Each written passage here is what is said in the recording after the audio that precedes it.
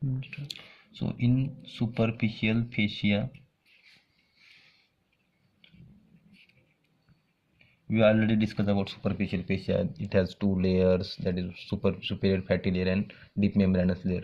Now the contents of superficial fascia are in front of thigh, are cutaneous nerves and cutaneous vessels. So cutaneous nerves, already we discussed about cutaneous nerves. They are arising from lumbar plexus and how they are supplying to the skin of the front of thigh. We already discussed. Now we will discuss about cutaneous vessels. What are the cutaneous vessels present in the front of thigh, or they are supplying the front skin of the front of thigh. Okay, so cutaneous vessels present in the front of thigh. Now we will discuss. So if we will talk about cutaneous vessels, there are cutaneous. First, in vessels we will talk about arteries, and then we will talk about veins. Okay, cutaneous arteries. Now in front of the eye, there are three cutaneous arteries: superficial, external, pudendal artery. Then what we have is superficial epigastric artery. Then what we have is superficial um, circumflex iliac artery. Okay, superficial external pudendal artery, superficial epigastric artery, and superficial circumflex iliac artery. Now okay, now let's talk about this diagram. This is what we have is this inguinal ligament. Now as we know, the portion below the inguinal ligament, we call it front of thigh up to the knee. Okay, now this is what we have: the abdominal aorta part. Abdominal aorta bifurcates into the common iliac arteries terminally, and this common iliac arteries then bifurcates into, this is external iliac and internal iliac. Similarly, this one common iliac, that is for left side. Now the external iliac and internal iliac. Now this external iliac artery, this artery we are talking, this external iliac artery, after crossing these inguinal ligaments, is called as femoral artery. Okay, so femoral artery is nothing but the continuation of the external iliac artery, that is after the inguinal ligament. Now okay, it's clear about femoral artery. Now we are talking about the cutaneous arteries here. So superficial external pudendal artery arises from the femoral artery, this superficial epigastric artery, this superficial circumflex iliac artery, all these arteries are arising from the femoral artery. They have specific path here, and then they are supplying their respective areas. Okay, now if we will talk about the superficial external pudendal artery, this superficial external pudendal artery pierces the cribriform fascia. Now new word here, cribriform fascia. So what is cribriform fascia? Okay, now for understanding cribriform fascia, you must have to clear about fascia lata. One thing, what is this fascia lata? Fascia lata is nothing but the deep fascia of front of thigh. Okay, so what this fascia lata is nothing but the deep fascia. The deep fascia present in the front of thigh is only fascia lata. The word, the name only given to the deep fascia. Okay, now let's suppose here everywhere after superficial fascia, what we will have, deep fascia is spreading everywhere here. Now let's suppose we are in deep fascia. Now we are in deep fascia of the front of thigh. So what happens in the deep fascia? Actually there is one defect. Defect means one hole is there where this deep fascia is not present actually. So let's suppose this one here, somewhere here medially, what we have, one hole in the deep fascia. That hole is called as saphenous opening. Okay, saphenous opening. Now this saphenous opening is again covered by one fascia, that is little bit different from deep fascia, that is deep fascia of front of thigh, or little bit different from the fascia lata, that is only called as cribriform fascia. Okay, so this,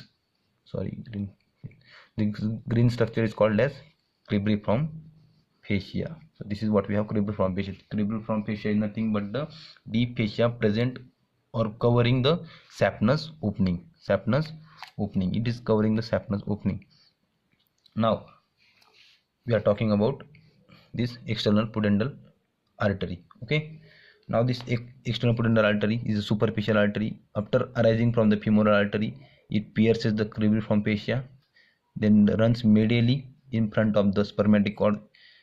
Somewhere here what we have from inguinal canal here, this structure, let's suppose, sorry, let's suppose here somewhere what we have inguinal canal. Actually this is a part of genital organs anatomy, we will discuss that also.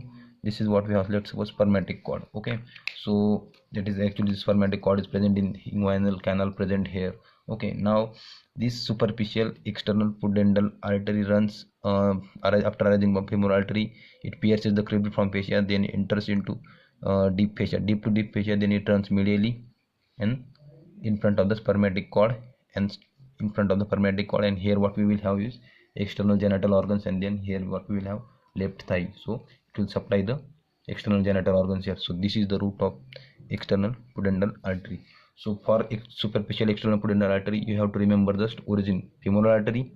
One more thing, it pierces cribriform fascia, it runs medially, it runs in front of the spermatic cord, and then it supplies the skin over the or some parts of the external genital organs. These things only you have to remember about superficial external pudendal artery. Okay, okay, now next superficial artery, that is superficial epigastric artery. Okay, the superficial epigastric artery is again the branch of femoral artery. Now here let me clear one point. If you have learned about the thoracic anatomy, in that you might have learned listen about internal thoracic artery. Okay, in thorax you will learn about internal thoracic artery. This internal thoracic artery gives one branch, that is superior epigastric artery. Okay, so don't confuse in between superficial epigastric artery and superior epigastric artery. This is a branch of femoral artery and this is a branch of internal thoracic artery. Now let's talk about this. Actually we are discussing about cutaneous arteries, so this is also cutaneous artery, but this femoral artery is a deep artery and it is present in deep fascia. But this the superficial arteries, after arising from femoral artery, they are piercing the deep fascia and coming upwards or superficially, and then they are running in superficial fascia only. So these are the contents of superficial fascia, but the femoral artery is actually the content of deep fascia. So make sure that now what happens about the root of the superficial epigastric artery. Let's suppose superficial epigastric artery, after arising from femoral artery, it runs medially upwards, and then it supplies skin over below the umbilicus, that is lower abdomen and lower part of the anterior abdominal wall. This part cutaneous supply is given by the superficial epigastric artery, but it is present in the front of thigh superficial fascia. Okay, this superficial epigastric artery, already we discussed about which artery, that superficial external pudendal artery. Let's suppose this is superficial external pudendal artery, this is superficial epigastric artery. Okay, two arteries finished. Now next one is superficial circumflex iliac artery. This artery again arising from femoral artery runs in superficial fascia, then runs laterally upwards, and then here at the anterior superior iliac spine, at the anterior superior iliac spine, it anastomose with other arteries like the deep circumflex iliac artery, superior gluteal arteries, and lateral circumflex femoral arteries. All that arteries it is anastomosing with it at the anterior superior iliac spine. So these three cutaneous arteries you have to remember: superficial epigastric artery, superficial external pudendal artery, and then superficial circumflex iliac artery. These things. So these three cutaneous arteries are present in the superficial fascia, and they are arising from femoral artery, and then they are running like this. Okay, so that's all about superficial arteries of the front of thigh. Now we will discuss about the vein present in the superficial fascia. Now in front of thigh, let's talk about great saphenous vein. Great saphenous vein, or you can call it long saphenous vein. This is the largest and longest superficial vein of the lower limb. Superficial and longest and present in lower limb. Okay, superficial longest vein present in lower limb. Okay, so great saphenous vein, we will discuss how this great saphenous vein is formed and how this it is running in lower limb, and it is present in superficial fascia only. Okay, now we have that deep veins like femoral vein, then popliteal vein, all these veins we will have, they are actually present in deep fascia. This only vein is present in superficial fascia. Okay, now how this great saphenous vein is formed. Let's suppose this is what we have, dorsum of foot. Dorsum of foot, here somewhere what we have is dorsal venous arch, or arch present on the dorsum of foot. Similarly in upper limb what we have, in actually hand area what we have here is superficial palmar arch and deep palmar arch, but that is related to the arteries. Here again what we have is dorsal venous arch present on the dorsum of foot. Okay, let me change the color. This is what we have is dorsal venous arch. Not this, now this is the medial end of the dorsal venous arch, and this is the lateral end of the dorsal venous arch. Here what we have at the medial end of the great toe, this is what, let's suppose what we have great toe, on the medial end of the great toe, this medial part, this vein is called as medial marginal vein. Okay, this medial marginal vein joins the medial end of the dorsal venous arch, then runs upward as a great saphenous vein. Okay, now here what we have, this elevated part, that is medial malleolus, and here what we have is lateral malleolus. Okay, let's suppose this is medial malleolus. So in this great saphenous vein runs in front of medial malleolus, then runs upward medially in the leg, medially, and then in knee it runs posteriorly. It runs posteriorly like this. Okay, posteriorly it runs posteriorly in superficial fascia. Okay, but again it enters into superficial, but it turns here in knee joint, again it enters into superficial fascia. Now turning upwards, here it enters into saphenous opening. Actually the saphenous opening is present in deep fascia. So from this, and this great saphenous vein is running in superficial fascia. From here it enters into the saphenous opening, where it will join femoral vein. Let's suppose this is what we have is femoral vein. Now this great saphenous vein will drain into femoral vein, but before uh, draining into femoral vein, or while it is passing through the saphenous opening, it got three tributaries that are like one tributary from here, one tributary here, and one tributary from here.